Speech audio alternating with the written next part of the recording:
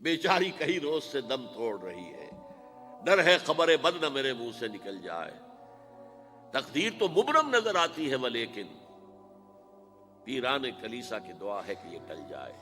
تو پہلی بات میری ختم ہوئی، عالمی نظام خلافت دنیا کی تقدیر مبرم ہے، ہو کر رہے گی، اس میں کسی صاحب ایمان کو کوئی شک، کوئی شبہ، کوئی ریب نہیں ہونا چاہیے۔ البتہ اس کا اب دوسرا پہلو کیا ہے، اس کا آغاز کہاں سے ہوگا؟ پہلی بات تو یہ، ہمارے بعض لوگوں کے ذہنوں میں، سادہ دل لوگ وہ سمجھتے ہیں کہ پوری دنیا میں ایک ہی دفعہ آ جانی چاہیے، یہ کوئی علاقائی خلافت تو نہیں ہو سکتی، خلافت تو عالمی ہوتی ہے۔ ان سے میں کہتا ہوں، عالمی خلافت کب تھی جناب؟ یہ تو نہ خلافت راشدہ میں عالمی تھی، کیا ہندوستان شامل تھا اس میں؟ کیا چین شامل تھا؟ کیا یورپ شامل تھا؟ اور پھر جو خلافت کے نام سے جو ملوکیت چلی ہے، وہ بھی صرف آپ دور بنو امیہ میں کہہ سکتے ہیں کہ وہ پورا عالم اسلام کم سے کم اس کے تحت تھا۔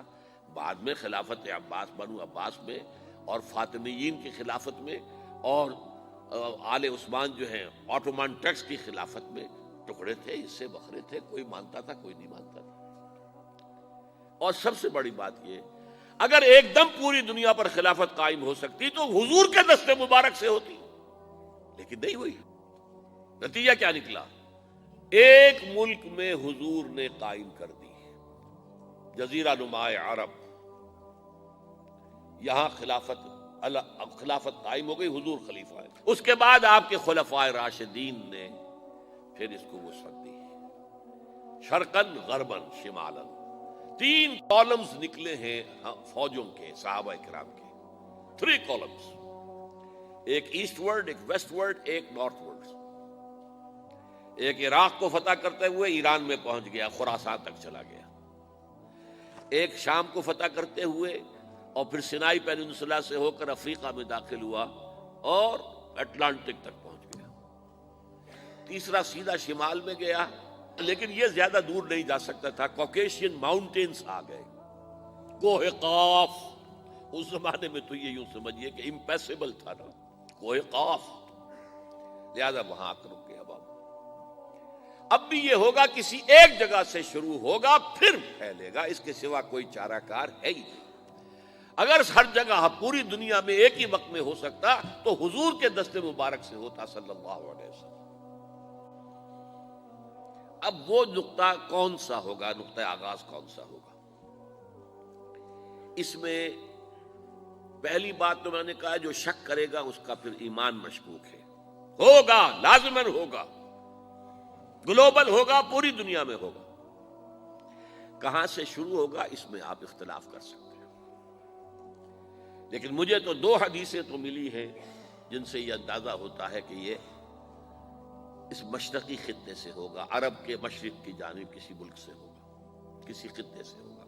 وہ حدیثیں بھی اب آپ پڑھ لیجیے پہلے، پھر میں کہہ رہا ہوں یہ خزانہ ہے جو ہم نے آپ کی خدمت میں پیش کیا ہے، کاش کہ آپ اس کی قدر کر سکیں، یہ حدیثیں آپ کو ازبر ہو جائیں، یاد ہو جائیں، لوح قلب پر نقش ہو جائیں۔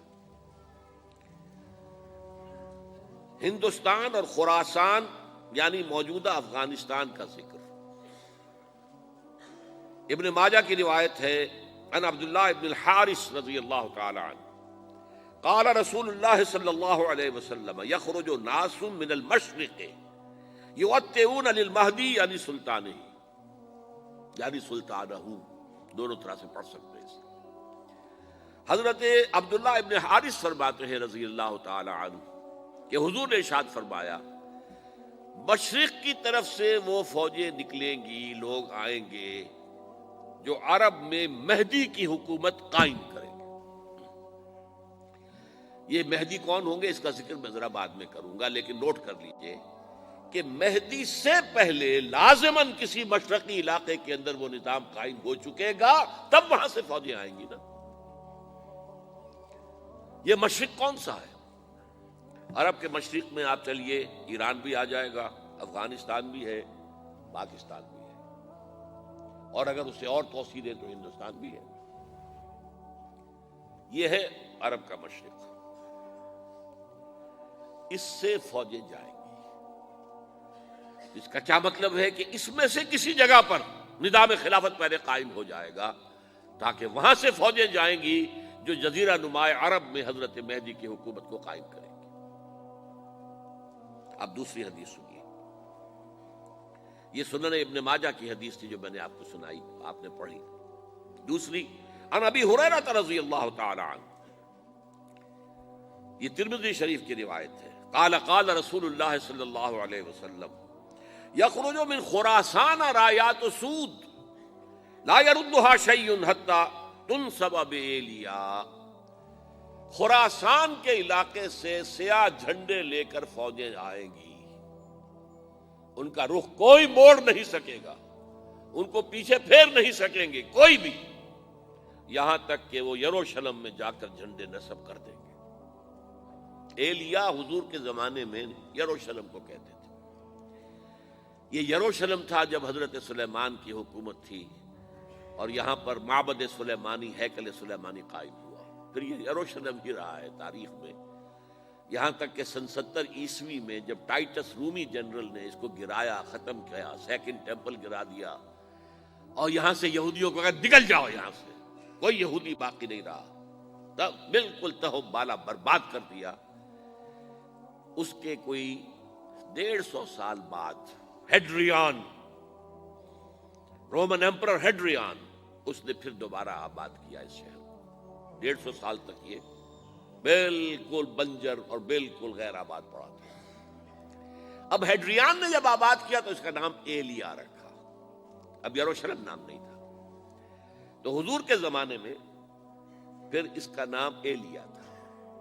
اور اب اس سے کیا معلوم ہو رہا ہے کہ یہ یروشلم مسلمانوں کے قبضے سے اس وقت نکلا ہوا ہوگا، ایک دفعہ پہلے نکلا تھا، سن 1099 عیسوی میں مسلمانوں کے ہاتھ سے نکلا، کروسیڈرز عیسائیوں نے آ کر اس کو قبضے میں کیا، لاکھوں مسلمانوں کو مارا، قتل کیا۔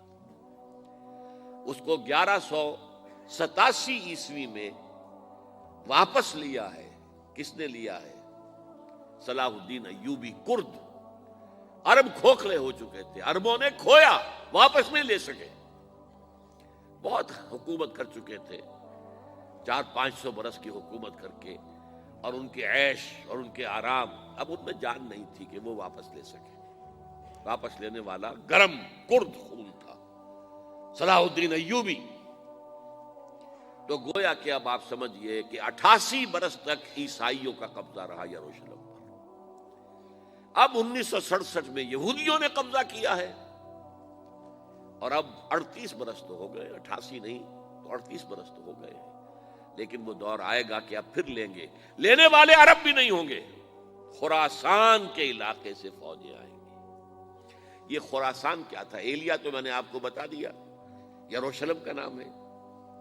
خراسان اس زمانے میں ایک بہت بڑے ملک کو کہتے تھے، کچھ حصہ پاکستان کا بھی اس میں شامل ہے، کچھ حصہ ایران کا بھی ہے، ایران کے اس حصے کو اب بھی خراسان کہتے ہیں، وہ ایک صوبہ ہے، خراسان ایک صوبہ ہے ایران کا چھوٹا سا۔ پاکستان میں خاص طور پر یہ جو علاقہ مالاکنڈ ایجنسی کہلاتی ہے، اس سے اوپر جتنا علاقہ ہے، اور یہ جو واخان کی ایک پٹی آتی ہے اوپر، واخان افغانستان کی ایک پٹی سی دم سی چلی آتی ہے جو جا کر چائنا کی سرحد سے مل جاتی ہے، یہاں سے لے کے یہاں تک یہ جو مالاکنڈ کا وہ درہ ہے اور پہاڑ ہے، یہ بھی خراسان کا حصہ ہے۔ باقی تقریباً 2/3 آف افغانستان ساؤدرن حصہ نہیں ہے خراسان کا حصہ، یہ سیستان کہلاتا تھا، یہ خراسان نہیں ہے، لیکن یہ کہ اوپر کا 2/3 آف افغانستان، اور اس کے ساتھ یہ جو عرب، جو اب یہ ترک ممالک آزاد ہوئے ہیں سوویت یونین کی ڈسولوشن کے ساتھ، یہ سارا علاقہ کہلاتا ہے خراسان بزرگ، دی گریٹ خراسان۔